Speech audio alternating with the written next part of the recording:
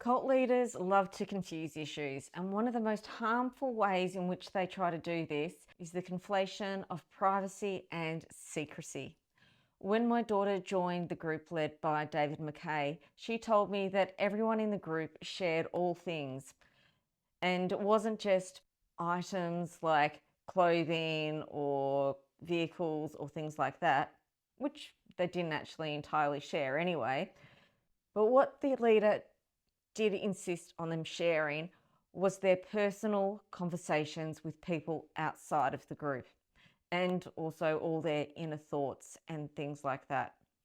As soon as I heard this, I was alarmed because there was a real lack of integrity that I was hearing in this description of how the group organised itself. And it was impossible to miss that while everyone within the group were told that they were not to have any privacy, the group themselves were very secretive towards outsiders. Hi, my name is Renee and I'm a mental health practitioner with lived experience of coercive control and cultic abuse.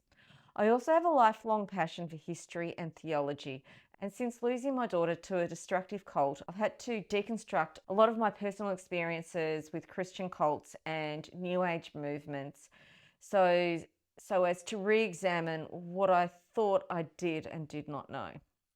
And today I want to talk about privacy and secrecy and contrast these concepts with the notion of transparency. These three words often get blurred together, but in healthy environments, they are really quite different things. For starters, privacy is a human right. It's the ability to hold parts of yourself without fear of intrusion. Thoughts, your doubts, your questions, these all belong to you. It's the inner workings of your mind and emotions that people, especially cult leaders, should have no control over. And they certainly should not be dictating who, when, and how someone should share what's going on within their inner world. Secrecy, on the other hand, is about concealment. And in high control groups, secrecy is rarely about protection. It's about control. It's about withholding information in such a way that people cannot make informed decisions. Like with many other things, high control groups will invert these concepts by claiming that privacy is dangerous. And they'll frame your inner world as something that needs to be monitored, corrected, or exposed. You're encouraged and sometimes even required to confess. Forced confessions, that is. So you have to share your doubts and reveal your weaknesses. And while it's framed as growth and accountability or as spiritual maturity, if we take a closer look, there's something a bit more sinister going on there.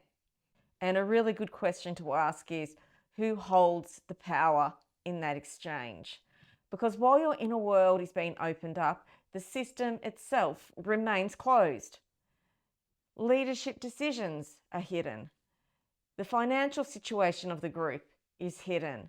And the real intentions about everything are cloaked so as only those in the very small inner circle know what's going on. That is not transparency. That is a misalignment of privacy and secrecy. And this is where coercive control thrives. In a healthy environment, transparency flows so as people can feel safe and aware of what's going on. Leaders are held accountable, structures are visible, and questions are allowed.